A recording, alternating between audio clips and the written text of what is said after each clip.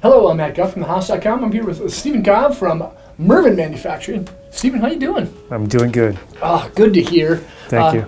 Thanks for having us out. We're at HQ in Seattle, and Steven's going to kind of walk us through what Magnetraction is. Mervin boards tend to feature Magnetraction. Most do. Most do. Yeah. What is Magnetraction? How did it get named, and why do you guys put them on your boards?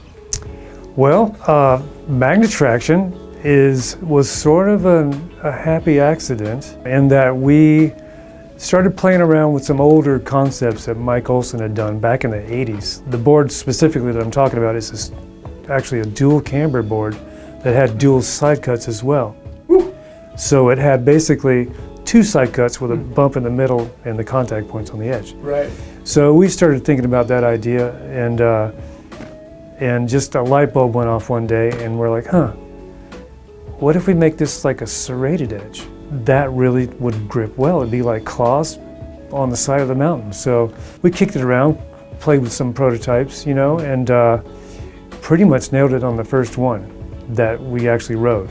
Wow. And the reason that it's limited to 5 or 7 bumps, if you count the contact points, is because that is as far as we could bend our metal, our steel edges, and still physically make the boards. Like you can't put a lot of little teeth in there and build that, It's just impossible. Not that it would work any better, it might, it might be a problem, who knows. But we ended up with 7 or 5. I don't want to confuse you with that, but 7 counts the contact points. So we decided on that because, one, you get the bump in the middle where there's really the least grip. This is back when there was only cambered boards. Right, only cambered boards with single radius side cuts. Single radius side cuts. So it's hard to get the middle of the board between your feet bent and loaded and gripping. So we put a bump there. Like, all right, we'll put 2 more on each side of the binding because you have a lot of pressure where your binding is, right? You're pushing into the snow hard there. So let's spread that out on each side of the foot. Lateral and medial side of each binding. Exactly. So that explains those 2 bumps and where they are. So, and that ended up working fabulous. The first time we tried it, it was just an eye-opener. Like, okay, why wasn't this invented like in the 60s or whatever? Why hasn't anybody done this? So we just kind of took it from there and developed it to what it is today. Wow. Yeah. Now, with the bumps being the center, so there's a single bump in the center. Right. Let me grab this. So you have a single bump in the center. Right. There's 2 on each side of the binding. Each side of the binding, roughly, like your binding stance is going to change. And then lastly on the contact points. Exactly. Okay. Now, with how Mervin measures side cut radius, is the side cut radius measured on the apex of the bump, or is it measured on what would be the indentation? It'd be the apex, so we call the high part of the bump the apex. So if you were to take a straight arc, say a 7-meter radius arc, and it would line up right on top of each of these bumps. Got it. And you would just have the board pull away in the valleys here, or whatever you want to call that. And those valleys are deeper in the center of the board, and they get a little bit more mellow, or not as. They do. The first boards we tested, we had the same equal amount of depth with each one all the way out to the end. What we found was, first of all, the tip looked like a saucer. It's super round. And 2, it was just too much grip on the ends and too much out here. So we wanted to fade it out, focus on the areas that needed the help, and fade it out towards the ends where you already had pretty good grip. Again, with camber boards, So. And then how does that affect the measurement of the waist width with a Magnetraction bump being right in the center of the board?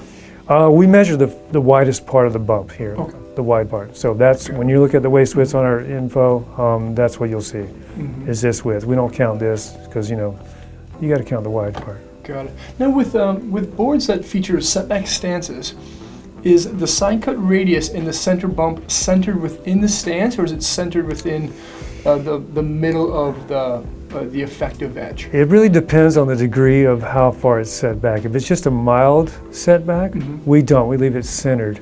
Okay.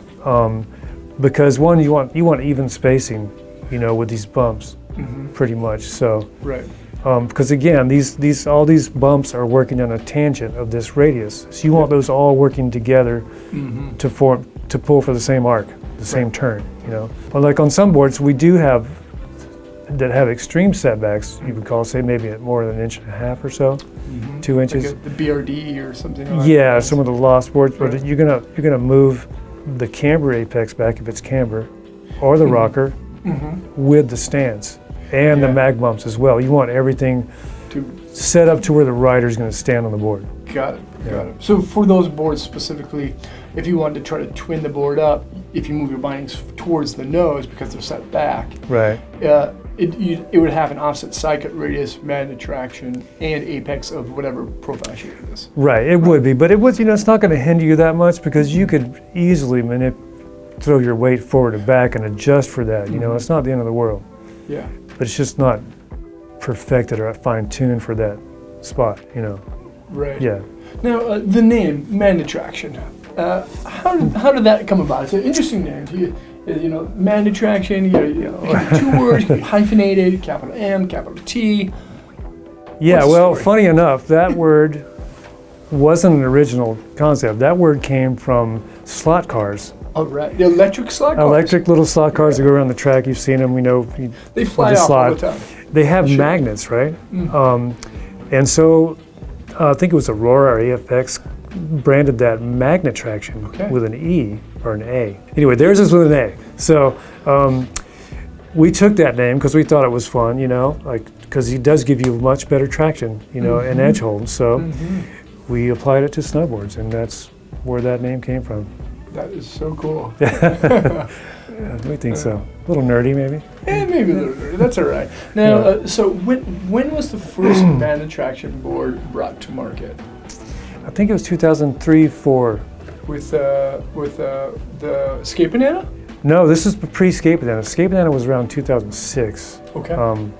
We started developing that in like 2005-06. So it was shortly after the Magnetraction, but.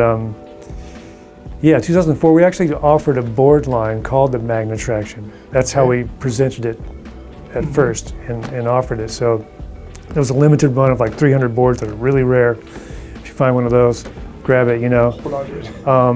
And then there was the inline run the next year, which I don't know how many we made of those, but that was the first year. It had a big sword on the base. Cool. You know, had Magnetraction written down the board.